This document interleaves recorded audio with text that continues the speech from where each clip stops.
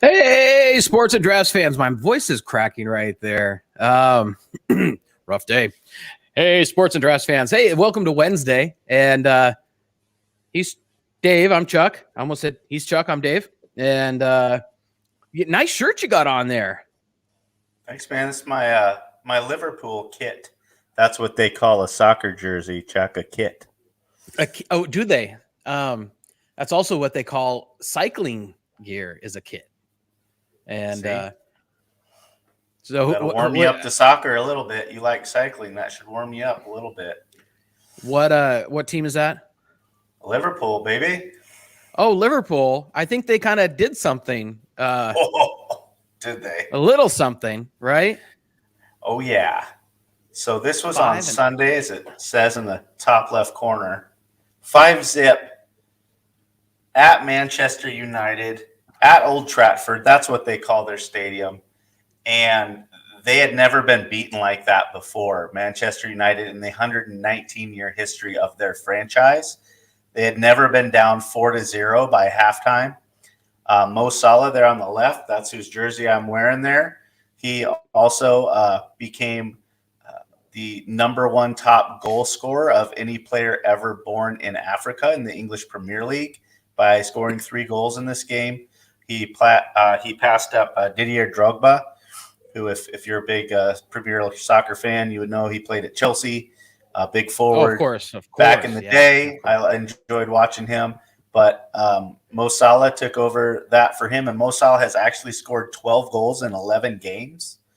And he's the first Liverpool player to score in the first 9 consecutive Premier League games.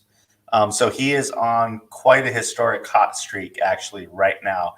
And one of the greatest things about beating Man U 5-0 is Cristiano Ronaldo was on the pitch with him, and it was basically like a passing of the torch.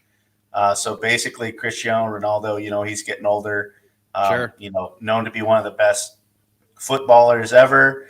And he actually had a goal that got taken away because it got reviewed and it showed he was barely offsides. So it could have been 5-1. So that was kind of like a nice little jab also that the crowd there got, because they thought maybe they wouldn't get shut out, but the goal was nullified after the replay. And so, yeah, Manchester United, pretty much their worst loss in franchise history in 119 years, came to my Liverpool team, and it was amazing. I recorded that game, and I got to watch it. I think Monday night I watched it, so I stayed off of social media. I didn't know the result until I watched it, so it was all fresh and new to me. I have a friend that actually lives in Liverpool. It's a friend through Whitney. And they're big Liverpool fans. I have some Liverpool fans also on the East Coast. So we had fun messaging each other after I watched the game and enjoying that route. Basically, if you do not watch football, that's basically like a 60-0 win in the NFL. That 5-0 right there. Oh yeah, that's like winning in basketball 140 to like 85. I mean, it's a complete decimation of another team, especially be up 4-0 at halftime. Well, in celebration of that 5-0 victory, I selected a special beer for Liverpool. It's from Half Acre Brewing out of Chicago, Illinois. It's called Lagertown Oktoberfest, and it's got a beautiful, beautiful color. This is a quite enjoyable beer. I'll tell you what, I was at a Total Wine today for like 15 minutes. First, I'm talking to Sandy, work stuff, while I'm looking at beer on the shelf, and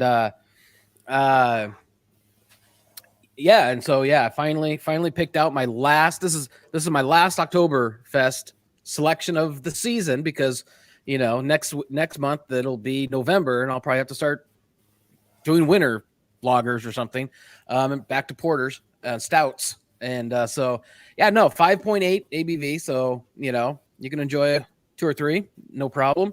And it's quite tasty. I've had one already. And they come in the 16-ounce pint can. So, nice there, 4-pack. So you can buy that at Total Wine. So, yeah, the Half Acre Brewing out of Chicago. I don't think I've gone as far east as that before with any of my selections.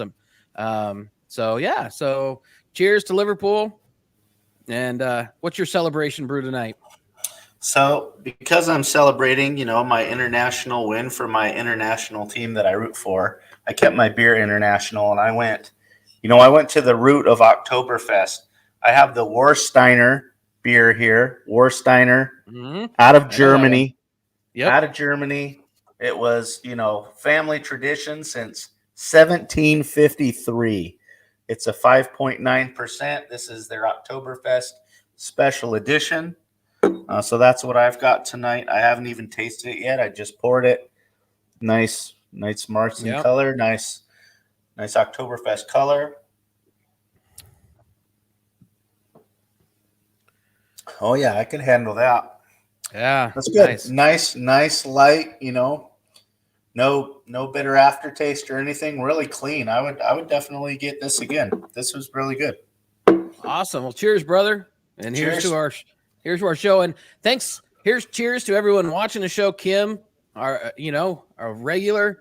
Thanks for joining the show. Good to have you here. And same with you, Robert. Thanks for joining the show tonight and being a part of this. We love you guys, and we're glad you're here. Some other victories that happened recently, if anybody else is following this, a little bit of baseball down in Atlanta, Georgia, and the Braves win Game 1 of the World Series. I don't have the score, though, in front of me. They won 6-2 last night. I don't know what the score is right now on Game 2, but they're playing right now. Let me do a check. So the fun thing about this, this is Jorge Soler.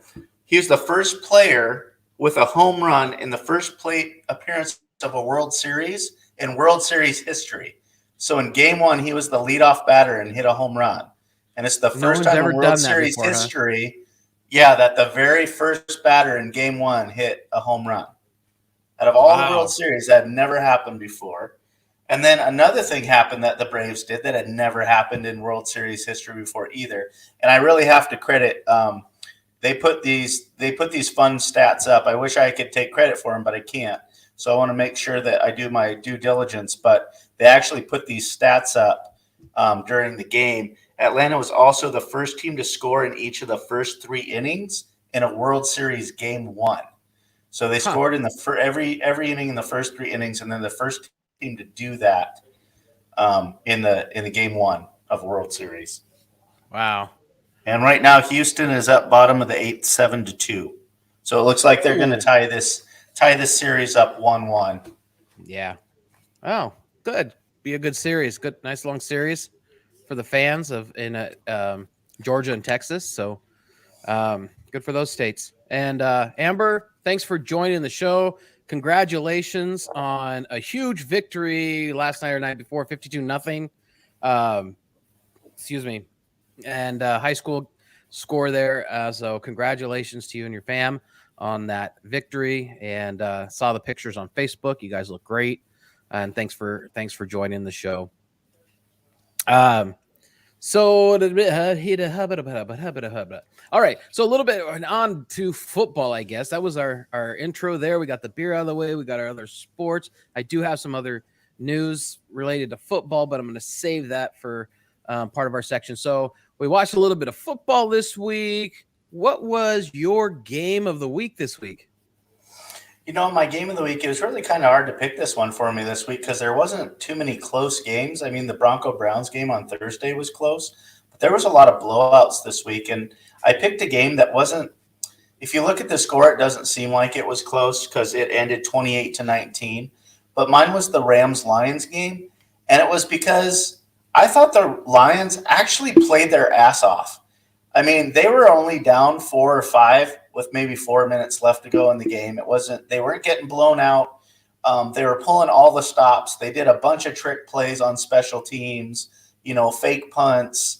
They really did everything they could to stay in that game, and they really did. They played pretty well most of that game, and they kept it a lot closer than I thought it was going to be.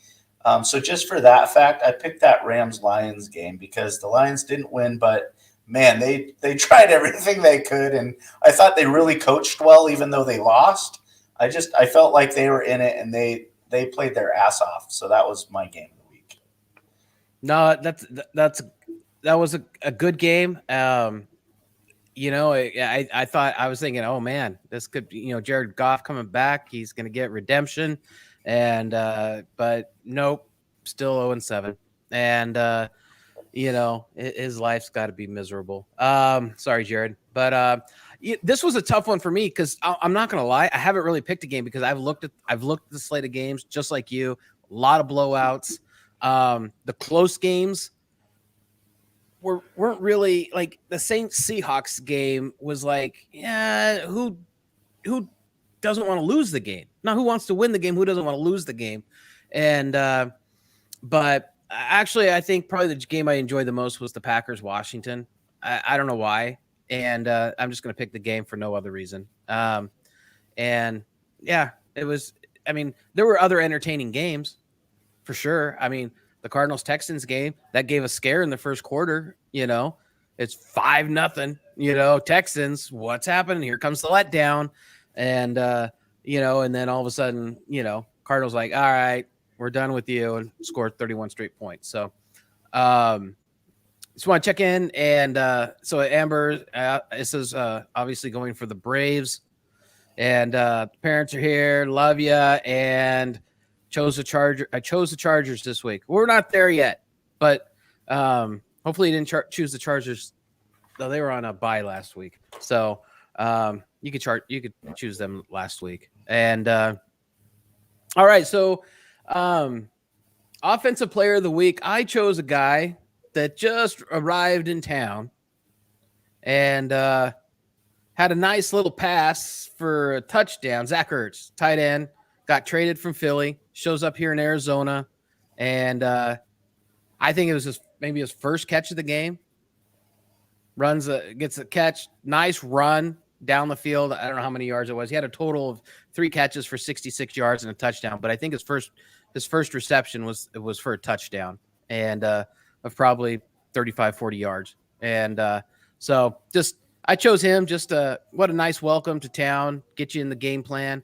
He did have kind of a big drop later in the game, but it didn't really matter. But he was my offensive player of the week just because. Who do you got? I took a young quarterback that had a very impressive win over a division foe this week, and that was Joe Burrows, the quarterback of the Cincinnati Bengals. Yep. He threw 23 for 38, 416 yards, 3 touchdowns. He did have an interception, but they won 41-17 over Baltimore. He outplayed Jackson. He had a great game, and for him to come back from injury like he has, for him to lead that young team like he is right now, he has his college wide receiver Chase that those two are kind of lighting it up the last few weeks. I think they're kind of a team to watch, and he's really exciting, and I'm definitely going to pay a lot more attention to the Bengals the rest of the season after that blowout win against the Ravens. Yeah, I mean, they're now, I think with that win, they're leading. Are they leading their division? I think they're 5-2. Yeah, they're good. They're playing. They're 5-2, really and the Ravens are 5-2. Mm-hmm. And they have the tiebreaker. They just won heads up. Until after the game, I didn't even realize that. Amber liked your choice here for Joe Burrows, and so who'd you pick on the defensive side? Who was your defensive player of the week? I didn't take a player. I took a team, and I took the Titans because they only allowed the Chiefs 3 points. And they made the Chiefs turn the ball over 3 times, 2 fumble recoveries, 1 interception. They sacked Mahomes 4 times. Anytime that you can limit a team with that many weapons and a former MVP to 3 points, I'm picking the whole damn Titans team. They did a great job against a high-powered offense. Who's not so high-powered this year, I guess. No, not at 3 and 4. No, I chose. It's really kind of a team, but I have a player that I chose off the team, Lonnie Johnson, not senior but junior, who scored 1 less point than the entire offense, and he was responsible for the sack of Arizona for a safety, and so. His sack was responsible for 2 of Texans 5 points. So you're not going to hear the Texans get a lot of love on defense this year from any sports announcer anywhere. And so I'm going to throw a little love out to Lonnie Johnson Jr. of the Texans to try and help his offense as much as possible by, sacking Kyler Murray for a safety and scoring 2 points. So, kind of a joke there, but it is what it is. And there are some people playing hard on the team still. So hot seat, I'm just going to stick with the Texans. I chose, David Culley this week.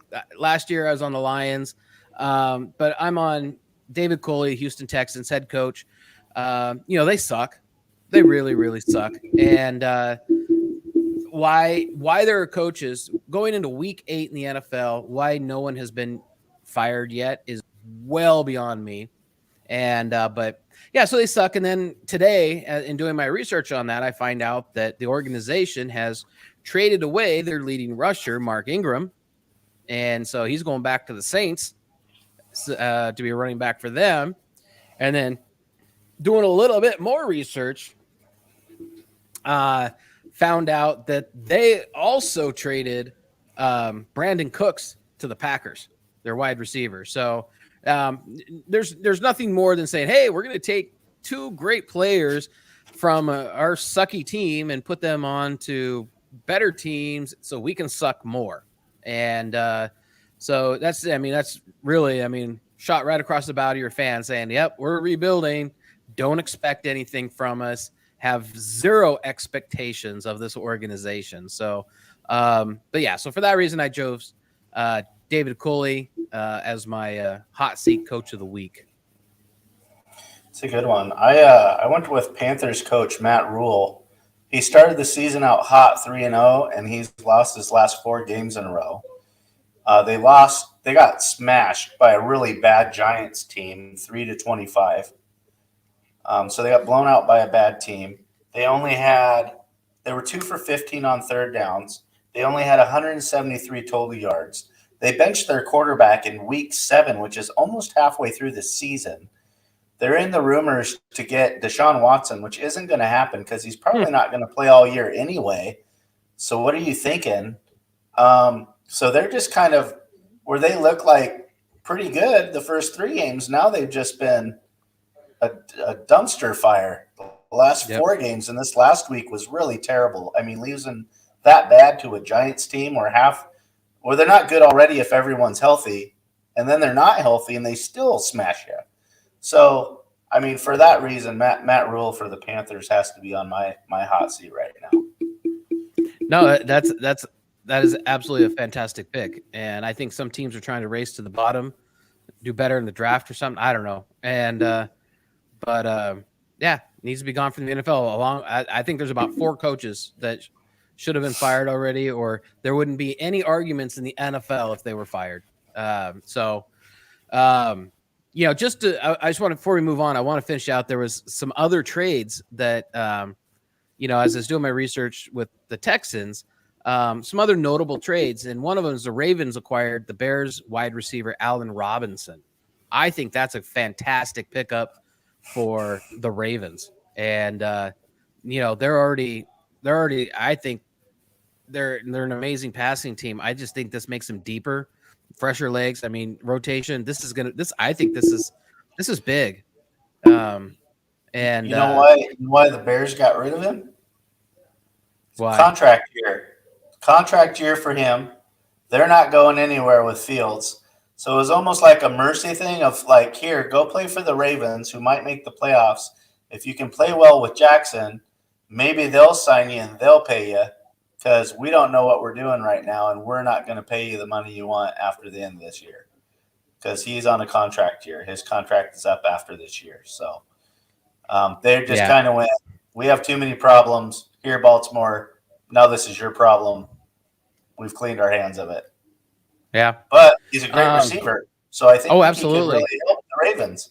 So it might be really good for everybody. Could be really good for everybody, actually.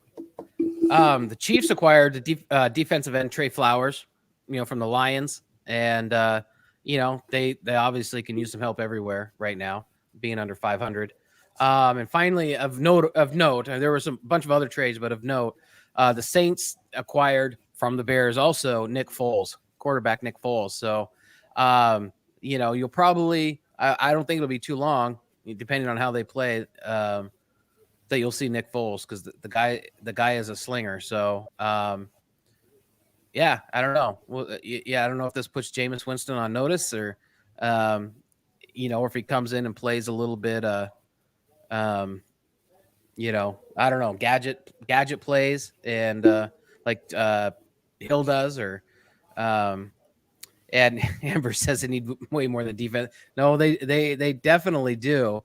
I think people have figured out the Chiefs, so they're gonna have to figure out something new. But and how did they best the Raiders? Talking about the Bears. Oh, The Bears won that game. yeah. But they locked in defensively, and Carr was off. That was like one of the only games Carr was off all season. He just couldn't get it going.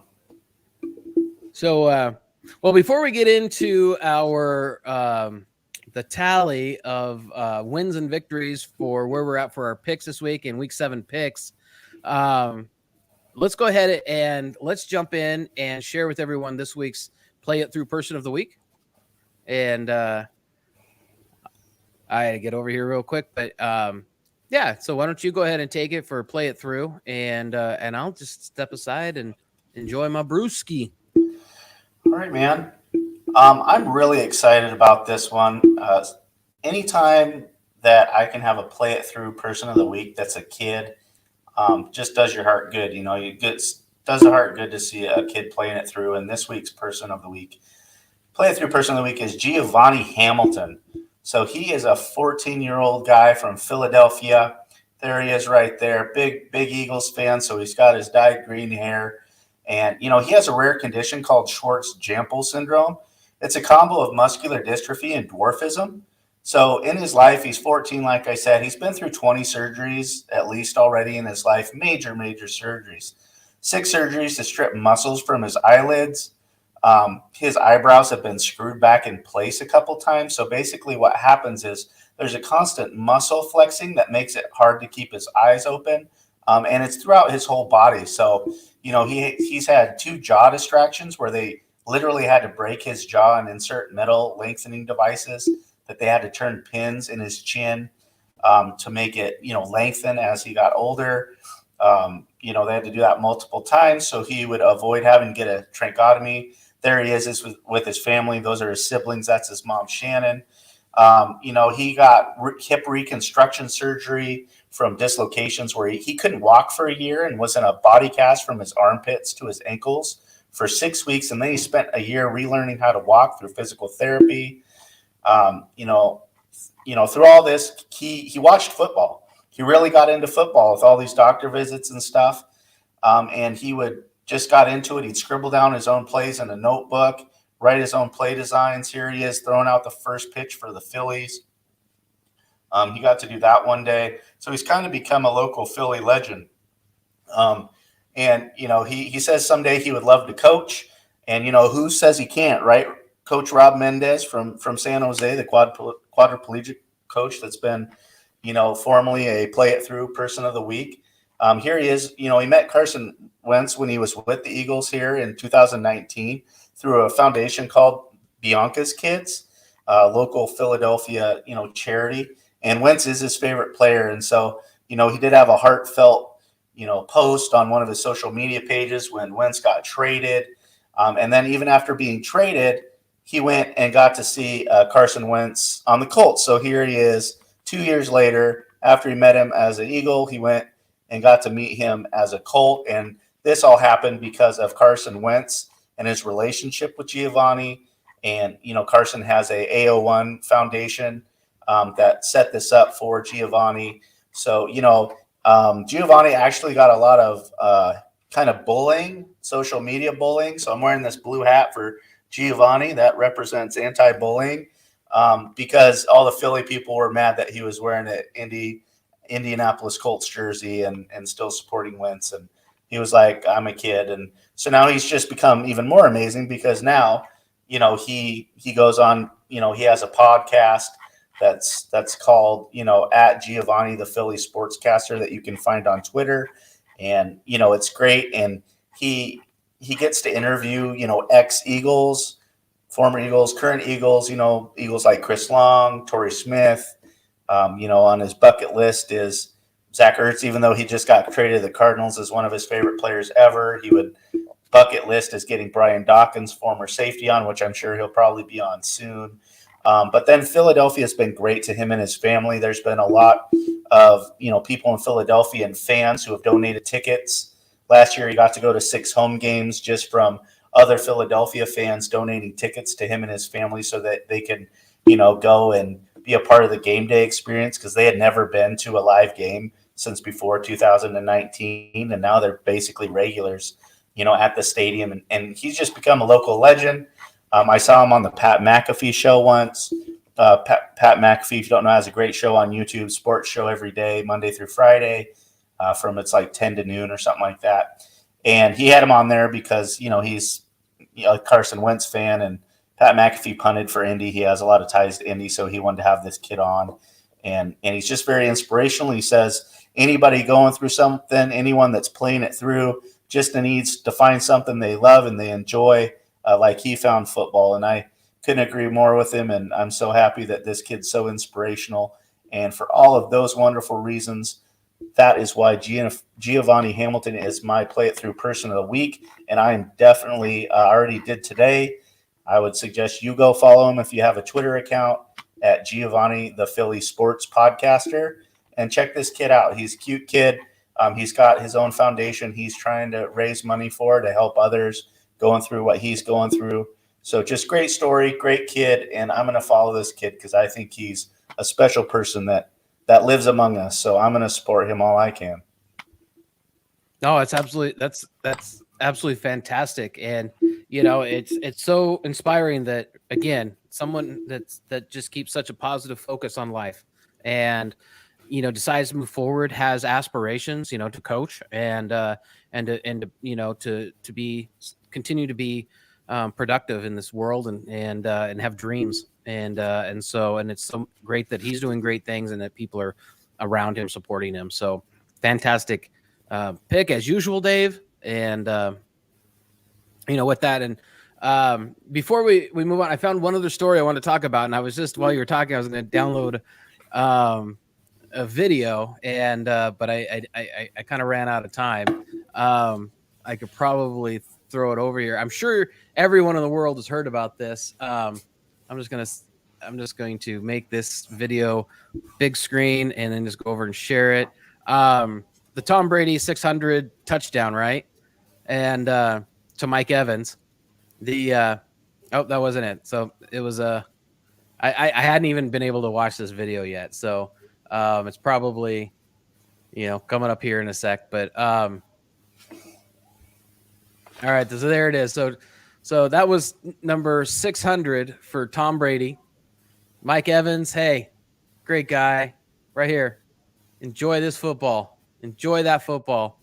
What they didn't realize a little bit afterwards was that he just gave away, a football that was kind of special. The 600 touchdown thrown by Tom Brady. And I think with the coaches, I was trying to get the reaction over here in this video. And again, I hadn't actually seen it, so I was just kind of scrubbing through. Anyway, so they ended up going back, and Mike Evans here on the sidelines, he was surprised that, oh crap, I gave away his 600th ball. So they had someone from the team go over to the fan he gave it to and get the ball back. And this video doesn't have it. So, but anyway, so they went back to the fan and made a deal with the fan. Hey, don't worry, can we have that ball back? Because it's a historic ball. We'll take care of you. And that fan, just on the word of the staff member, said, okay, here you go, and gave the ball back. I just copied something that said that Tom Brady gave, amongst other things. So actually, the team's already committed to giving the fan 2 signed jerseys and a signed helmet from Brady, a signed Mike Evans jersey, as well as the wide receivers game cleats plus $1,000 credit to the Buccaneer store and season tickets for the remainder of the 2021-2022 season. And remainder of 2021 and all of 2022. So you think, wow, sweet, all right, cool, but on top of that, Tom Brady gave the fan a Bitcoin, and Bitcoins right now. Well, I looked at mine today; they're valued at about $58,000 per coin. The story said is just under 63,000, and so hey, here's a little digital currency for you. And if I was someone with a full Bitcoin, I would be holding on to it. So so good on that fan. I mean, season tickets for the rest of this year and next year, $63,000 Bitcoin, jerseys, credits to the fan store, and everything. So it was kind of funny. But I really loved Mike Evans' story. They showed it on TV as he's like, "What? Oh no, I didn't." And I didn't know. And so anyway. Kind of an interesting I would story. say, go ahead. The best thing about that guy giving the ball back is, as a Buccaneer fan, he wasn't a douche.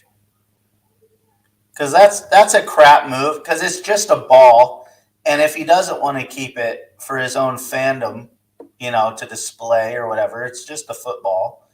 What is he going to do? Try to get $500K out of it? 700,000. Look at all these experiences he's going to have. And you know what I would have added? I would say, thank you for all those things. And I want to have dinner with Tom Brady.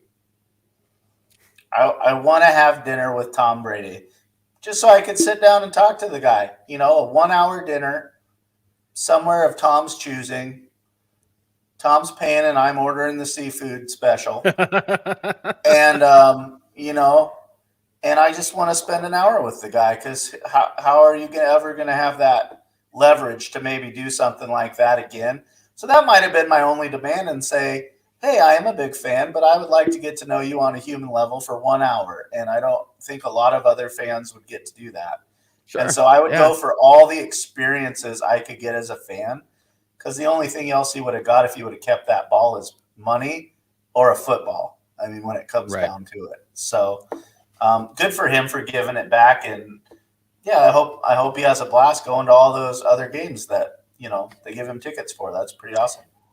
Yeah. I don't know if you heard what Tony Rome was taking some heat for his comments. Once they got the ball back, he made a joke that he's like, yeah, that fan could probably, we heard that the fan's going to, get some stuff, or they'll be taken care of, you probably want to just ask, hey, I'm okay. Just if I can have a date with Gazelle, I'm good.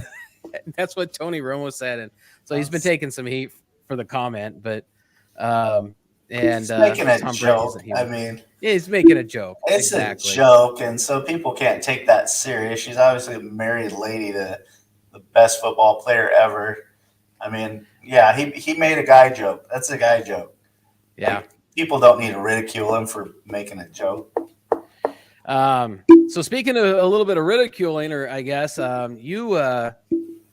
you made up some good ground on me. That score scared me. You made up 3 games of the 7-game lead I had this week, and I need to tighten my game up, and because that was a pretty significant jump, and you will. Yeah, Robert. Oh, snap. He's right. He's getting back. He was 7 games down last week. And I got every game I could have. I got every game we differed. All 3.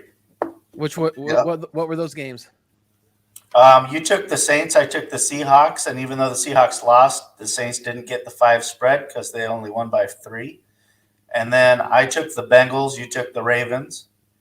And then the last game that I won was, let me see if I can remember, or I'll just look at my thing here. There was one other game we differed that I got you. And it was, I took the Raiders and you took the Eagles. Oh, yeah. Yeah, I was unsure about that. And it is what it is. So week 8 is a whole new week. And And so, and I didn't update my banner. Let me put an 8 in there and save that as a 7. So boom, now we're into week 8 picks. Part of the show everybody waits for after Play It Through, of course.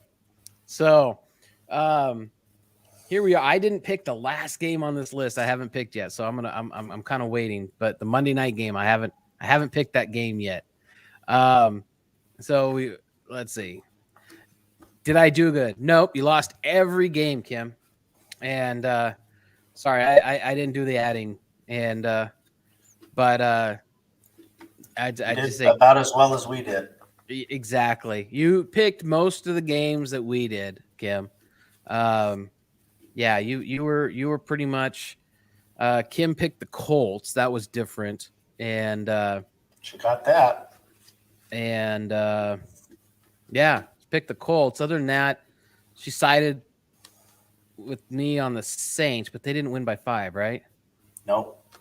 And so we lost that Kim. Other than that, Kim picked the Raiders with you, and Kim picked the Titans. Oh no, we all picked the Titans. So yeah, so and a couple in there. Otherwise, we were all pretty much right there. Sorry, I'm not going to be writing this week, but so hey, so our first game for week 8, we're looking at tomorrow's night's game right here in Arizona.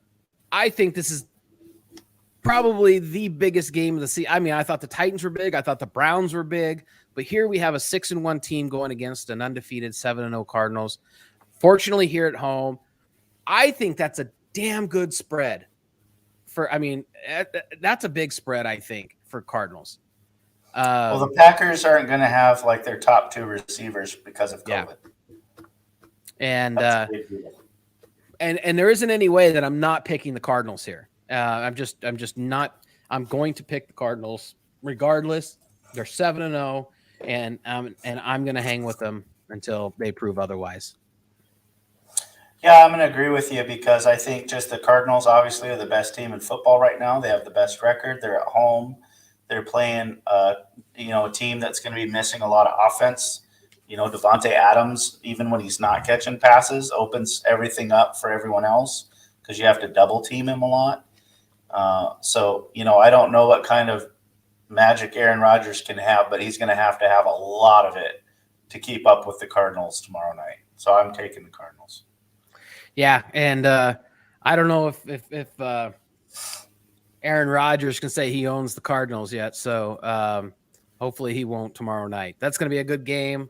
That's absolutely. I could probably say that's going to be my game of the week, before next week's show. This is going to tell a lot about both teams and how they're going to be looking going into the second half of the season. So moving on. Let me get back over to this side. We've got the Panthers are visiting the Falcons, and the Falcons are favored by 3. So we got the 3-4 Panthers against the 3-3 Falcons.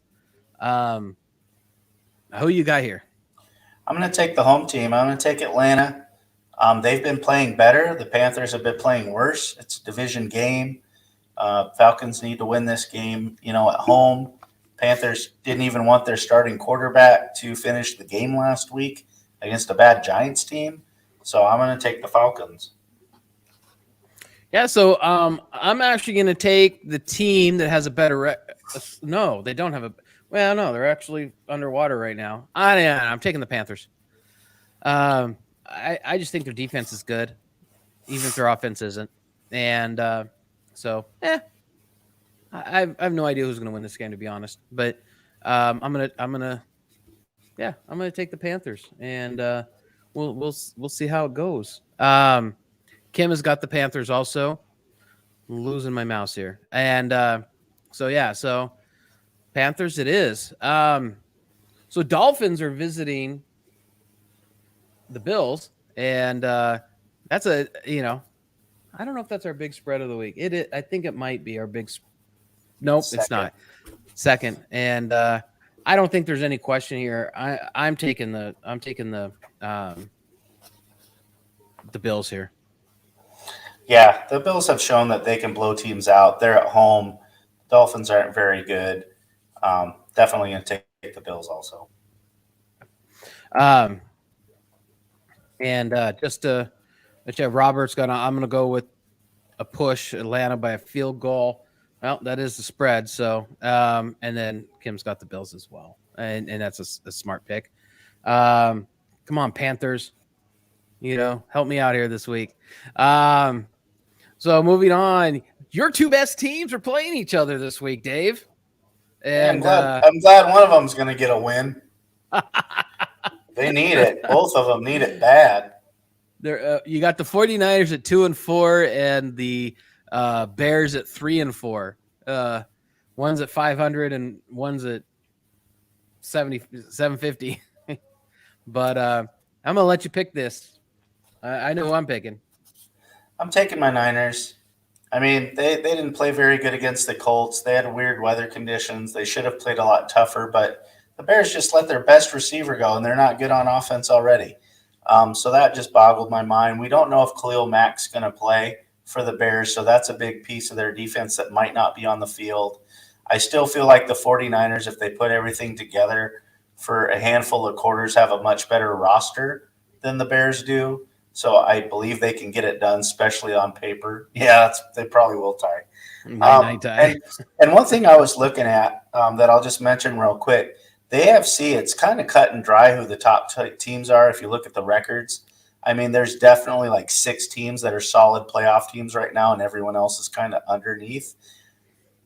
It's kind of like that in the NFC where there's about 5 solid teams, but that 6th playoff spot, that final wild card spot in the NFC, it's really wide open to any team, even if they've only won 2 games.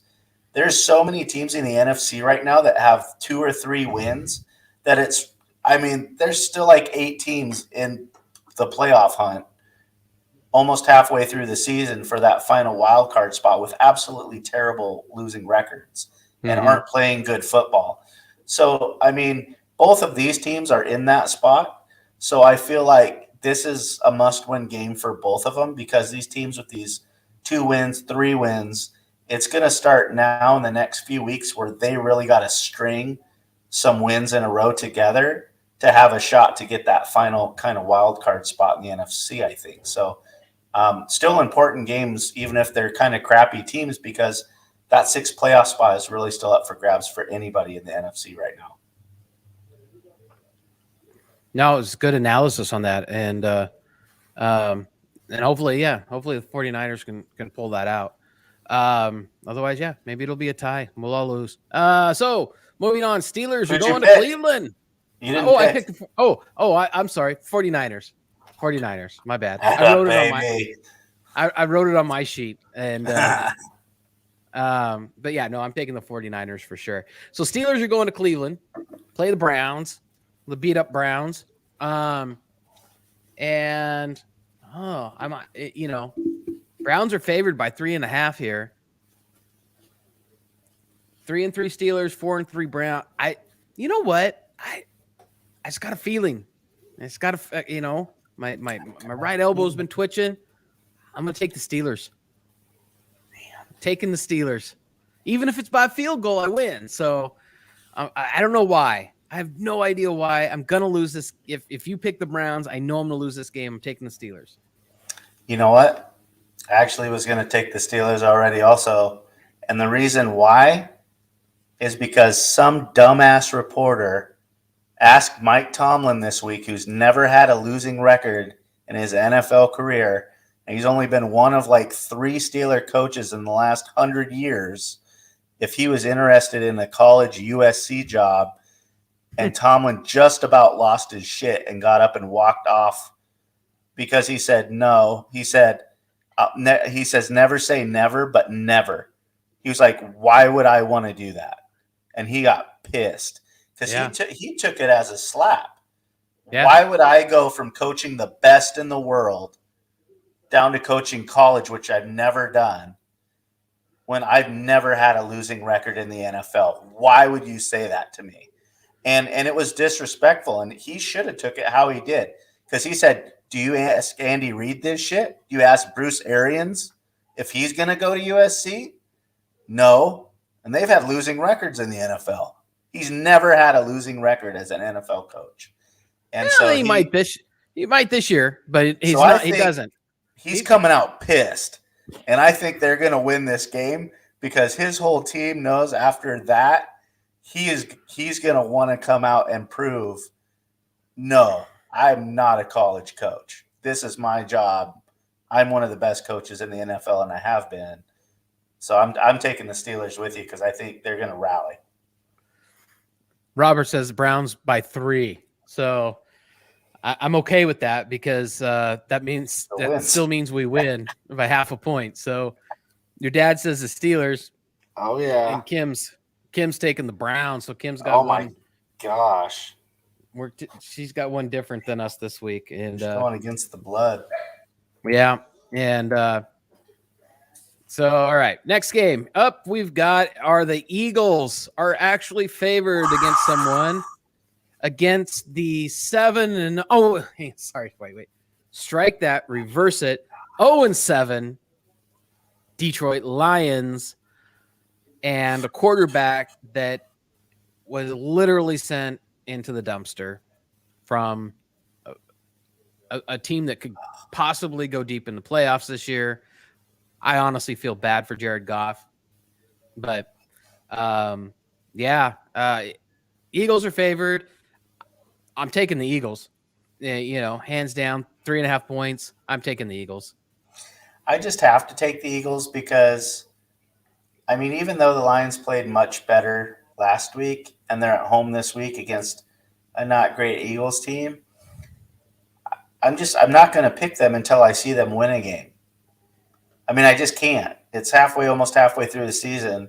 They don't look like they might win a game all season. So until they show me they can win a game, I can't be confident in ever picking them any week. So I would love to see the Lions win. I just don't think they're gonna. So I have to go Eagles also. Yeah. Okay. Yeah. Let's go Lions. You're not that's not a pick though, Robert. So Kim's taking the Lions. Kim, they're 0-7. The Eagles have at least won 2 games. Well, technically, she's taking the Lions, and I'll take the Lions anytime. Dad's taking the Eagles, and she's taking the underdog. Well, I guess if you've got money on it, okay, they'll cover. And so field goal. There's a half a point there. Yeah.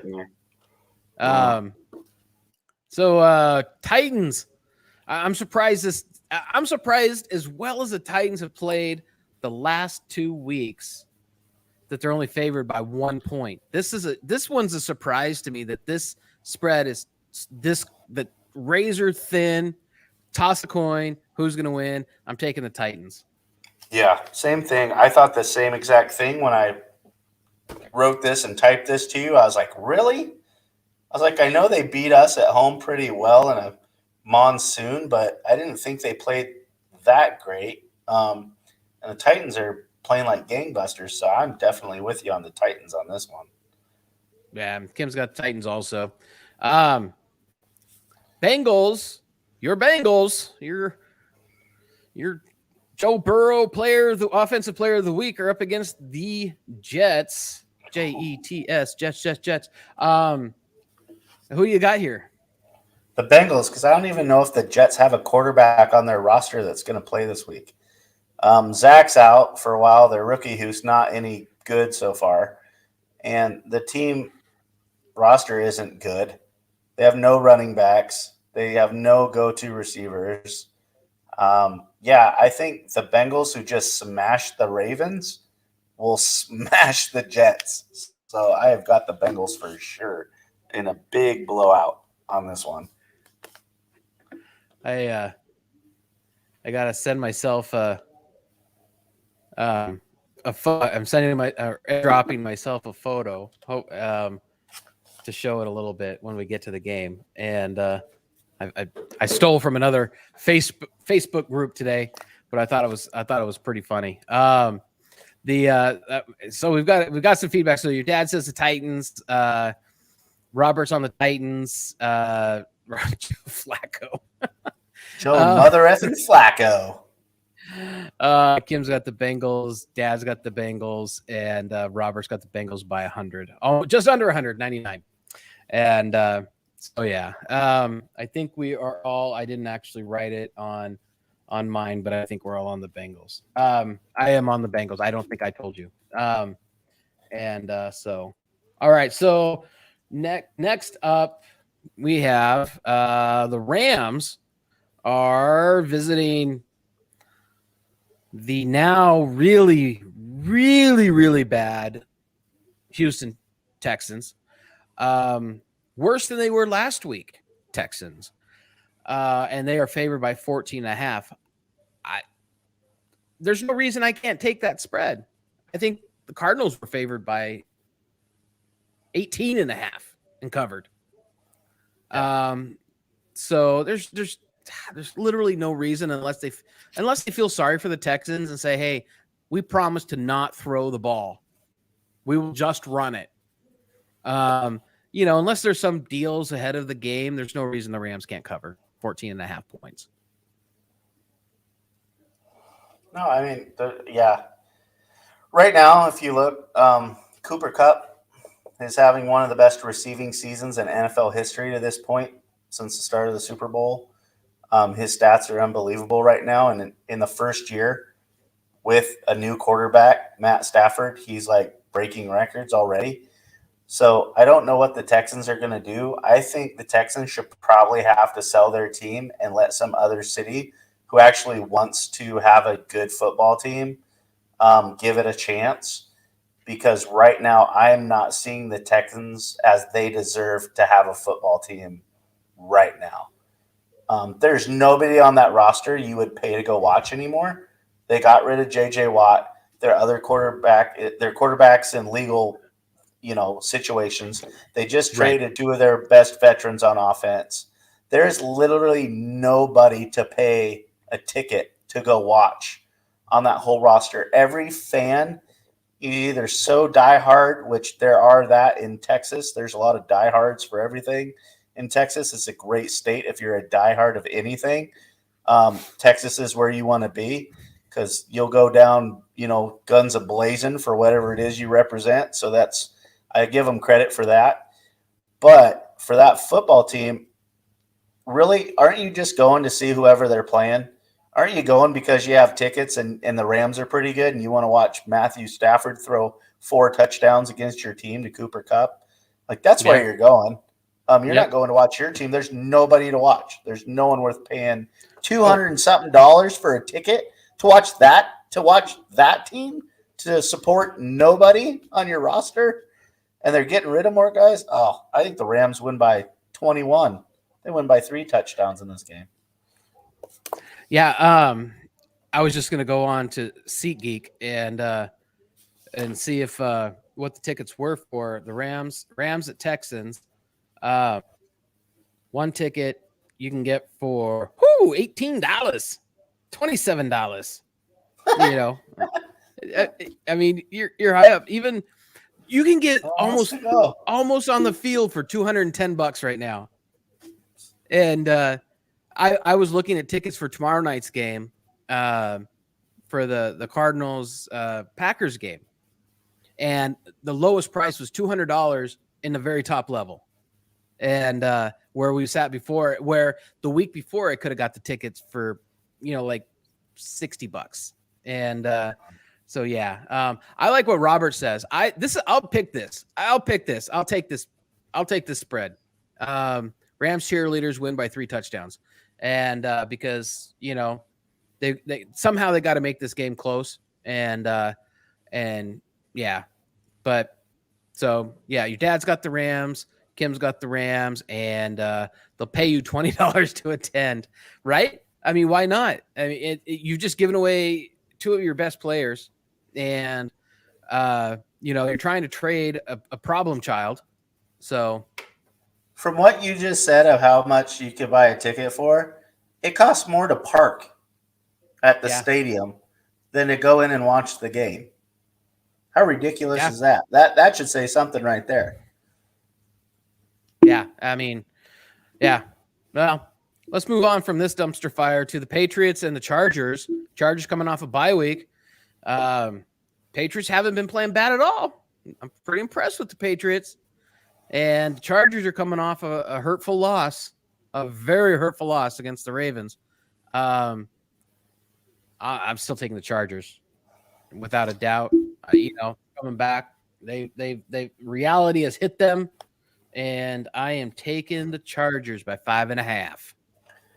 Yeah, I'm taking the Chargers too. I think they just have too much offense. They're good enough on defense. They had a whole 2 weeks to prepare for this Patriots team and a rookie quarterback.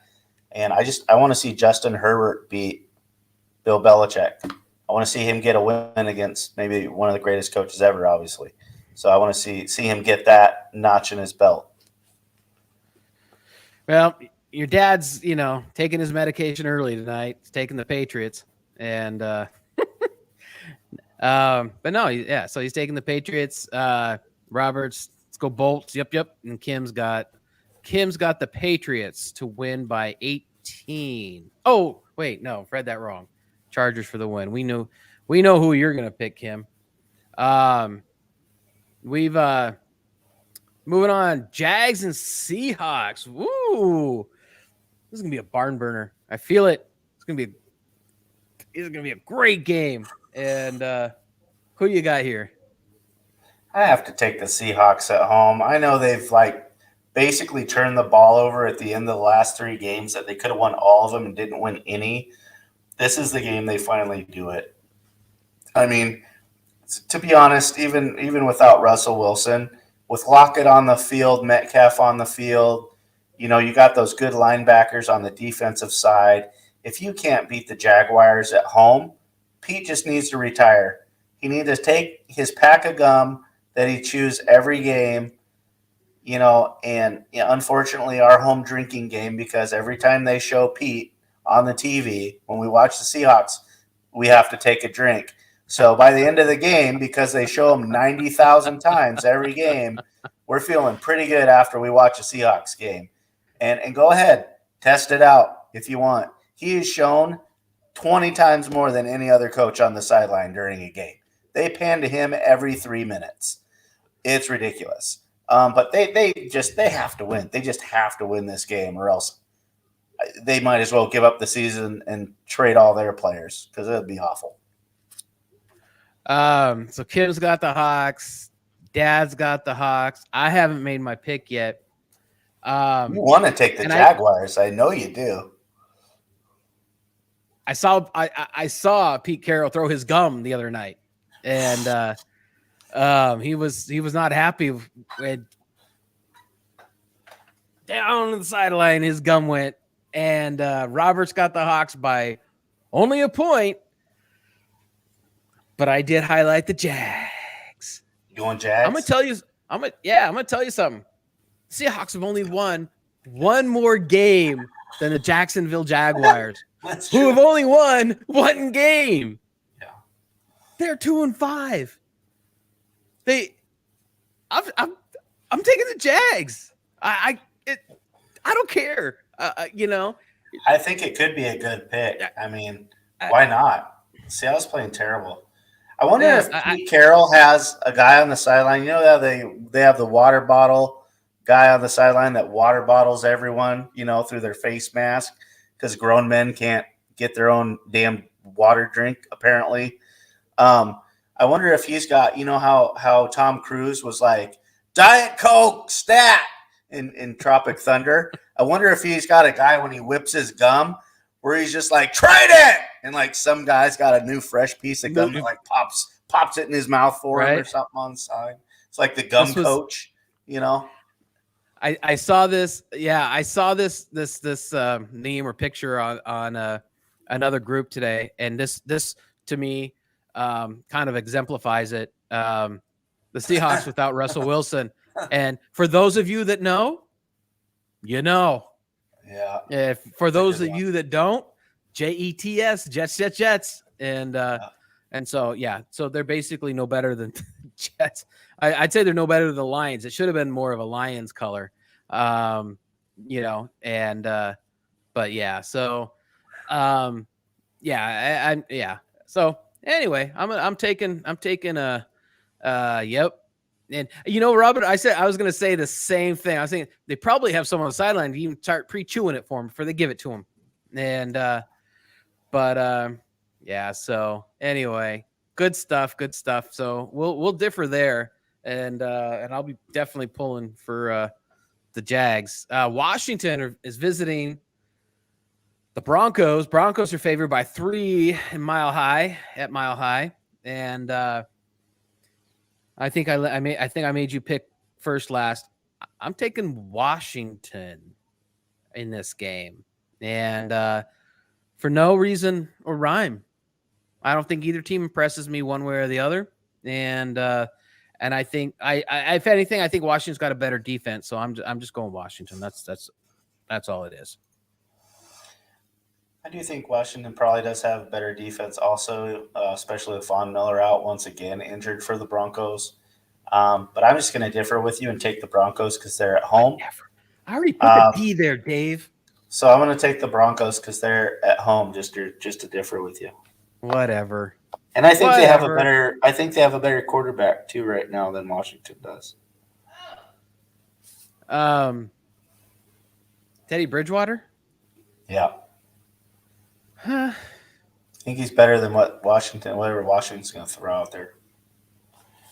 So Kim's taking Washington. Robert says Judy is back. Broncos cover, and it is just a field goal. So yeah, we'll see.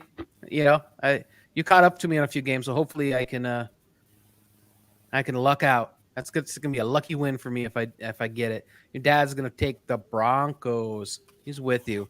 You know what, Jim? I always knew you loved your son better than me. Should. All right. So, hey, our Super Bowl champions are going down south, Bourbon Street, visit the Saints. The Bucks are favored by 5. Honestly, I think this is a close spread, and how poorly the Saints played the 2-5 Seattle Seahawks, and they're on a short week. I'll start saying I'm taking the Bucks here by 5. Yeah, I'll take the Bucks too. They have the GOAT, and he's going to throw like 4 more touchdowns this weekend. And they'll do enough on defense. They have great linebackers. So Alvin Kamara, where he's just wide open, catching passes out in the flat against the Seahawks all game that they're not covering in a zone, which baffled my mind. How many times are you going to let this guy, the best player on the Saints offense, be wide open with no one around him, 4 yards out in the flat? Just catch it and run it for 20, 30 yards. Yeah, they will not be doing that with Levante David and Devin White, the linebackers for the Bucks, or their safeties. So he'll get neutralized, and then the Bucks will score a bunch of points and win this. So your analysis is so much deeper than mine. I'm a student in class right now. Kim's taking the Bucks. And Robert is actually saying he's taking the Bucks by 3. So he's taking, Bucks only win by 3, so he's taking the Saints in the spread. So strong pick there. I mean, that's somebody who maybe knows something. Maybe I'll change my pick based on what Robert's saying here. And your dad's taking the Bucks in this game as well, rightfully so. We're almost down to the end here. Got a couple games left. Cowboys are favored 2.5 visiting the Vikings. So you got the 5-1 Cowboys and the 500 3-3 Vikings coming off a bye. And the Cowboys are coming off a bye also, aren't they? They're both only played 6 games. So so you got 5-1 and 3-3. Cowboys, Vikings. Who you got? I'm gonna take the Cowboys. Cousins has been just a little bit more inconsistent this year than he has in past. Cook is coming back from injury. He had an okay game last game, but, he's always banged up this year. And I think Prescott is playing pretty well. He's got a lot of weapons at receiver, and it's only 2.5. So I think Cowboys win by a field goal. So I'll take the Cowboys because it's 2.5. I'm gonna be honest with you. I highlighted the Vikings, and I didn't look at the spread, obviously, because now I'm looking at 2.5 points. And if it was 3.5 points, I'm taking the Vikings. But 2.5 points is just that. That's, to me, I feel like giving you a game. And my brain is saying take the Cowboys, and my heart is saying take the Vikings. And, the heart doesn't make you any money. Yeah. I'm taking the Vikings. Oh, there you go. I think it's going to be a good game. This could be the game of the week. Yeah, we'll see. I mean, you'll probably pick up a game on me there, but I think the Vikings are they're a smash mouth kind of team regardless. And so if anything, the Cowboys will get punished a little bit, I think, in this game. And maybe they win, but I hope it hurts. I hope it hurts. And so yeah, I mean, and the Vikings played the Cardinals extremely strong. They could have won that game. They should have won that game. And they didn't win the game. But they should have beat the Cardinals, to be honest. All right. So, let's check in real quick because we've got our loyal viewers. Kim's taking the boys, your dad's taking the boys, and Robert is the over, please. But if I had to pick a winner, Dallas, yeah. So I'm out here on an island all by myself. No coconuts. Wilson! No me and my volleyball. All right, last game, Monday night, the game of the week. If you're a Giants or Chiefs fan, for everyone else, probably not. I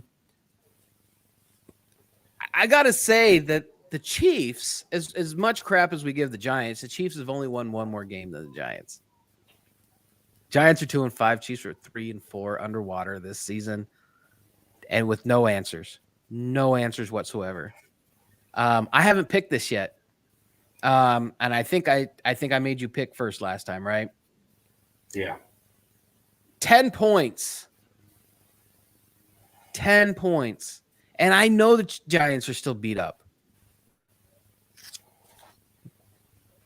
I'm taking the Giants. Woo. Taking the Giants to keep it somewhat close, and I'm going to lose my shorts on this. Yeah, I'm taking the Chiefs at home. I'll take the Chiefs at home. They're wounded. They need a really big win. They have that fan base who's pretty pissed off right now. But it's early enough in the season. If they get this win, which I think they should get, if they can get it big, get some momentum back, still in the hunt for a wild card playoff, they can still have enough time if they can run some games, strings of games together, to be the team that they should be, that we all thought they'd be. So I think this is maybe a big game where they bounce back and can destroy a team at home and start to feel a little bit better about themselves. So Kim's on board with for the Giants, and so I'm not alone on that one. Your dad's saying the Chiefs. Robert's saying the Chiefs squeak it out. Does that mean they just win, or do they cover the 10? Squeak it out by 11. So, so some good football this week for sure. I think there's enough in there. You could probably catch me now this week. 1, 2, 3, 4, 5, 6, or 5. 1, 2, 3, 5. 5. You could take the lead if you win all of those this week. Yeah, or you could really put a big distance on us. And so let's go.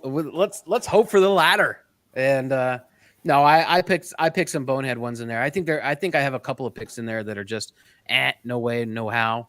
But it is what it is. So hey, with that,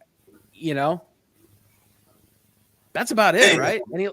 Any last thoughts? No, I mean, I think this week's games will be better than last week's. There was a lot of weird games last week, a lot of blowouts. What I'm looking at, there's a lot of division games too, if you look. So Falcons-Panthers is a division game. Bills-Dolphins is a division game. Browns-Steelers is a division game. Titans-Colts. Any more? Let's see. Bucs-Saints. So there's a good handful of division games, which will hold a lot of importance too, and a lot of rivalries because they're division games. So, it's always fun when there's a lot of division games. And and Robert clarified he's taking the 11. So, and Kim, happy birthday! Hope the Chargers win for your birthday, and win to Dave and I will just balance out, so that won't do anything.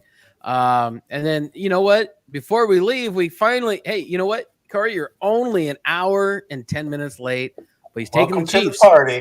Welcome to the party. Taking the Chiefs out of all the games. So you're taking the Chiefs to win by 10. So you got to take the Chiefs by 10, not to win. So, I mean, put your money where your mouth is. So no, great. Yeah, I think there's going to be better games this week. And so, hey, thanks everyone. This was a tight show. Lots going on. And, trade deadline is Tuesday. And so the second, election day, I think, in Atlanta and some places. So, watch your football, watch the baseball. I didn't get to ask you. Sorry, I'm going to keep this show going a little bit. With the Premier League, was that just a regular season match game, or was that any type of playoffs? No, it's regular season right now. They kind of start in the fall too, so they've only had I want to say 9 league games, and they play about 30, I think, every season. And then they have soccer's kind of weird. So they'll play Champions League, which could be anybody in the world type of tournament. But their Premier League, they play, I believe, around 30 games. They start about the same time as football season. I think they've played 9 already in the Premier League. So let me look at the table here real quick on my app. And right now the table says that that's UEFA. They've played 9 games, so I was right on that. Liverpool's won 6. They've tied 3. They're currently 1 point behind Chelsea for first in the league right now. Chelsea's won 7, tied 1, and lost 1. So, so they're about a third of the way through the season right now. And then there's little breaks in the middle of the season to play different international type championship club matches and stuff like that. Ted Lasso's team. Ted Lasso's team is in the English. It is. They do have it as an English Premier League team. His team in the show would be an English Premier League team. Relegated though. They got relegated. So they got sent down to AAA. The only reason I know that word is from watching the show. So and I've seen the show. I've watched both seasons, and I think it's great because it will teach you a lot about soccer. Because especially the first season, because they have to teach Ted about it, and they have to teach Ted all about the Premier League and football, and how they had those different games in the middle of the season that he didn't understand why they weren't playing in their league or whatever, and all those things. So, for those that don't know much about English football, Premier League football, that's a great show to watch. I mean, they cover a lot of things that teach you all about, football and English Premier League if you don't know about it. So it's a great show. I was just gonna say, if anybody watching the show now or the recording, if you haven't checked out Ted Lasso, it's on Apple Plus. You got to have a subscription to Apple Plus. But if you haven't seen Ted Lasso, it is absolutely the best thing on TV. It's literally our favorite show to watch is Ted Lasso, hands down. And you don't have to worry about football or soccer. It's really about the characters and character building, and soccer is a little bit of it, but it's really about the people and how the characters change throughout the 2 seasons and all that stuff. Jason Sudeikis is, we're going off on rabbit trail here.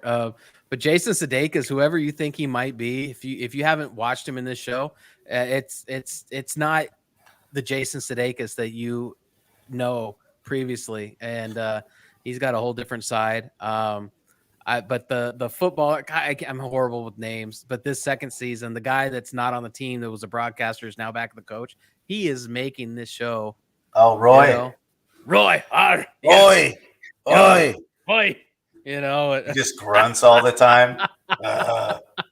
Deep breaths.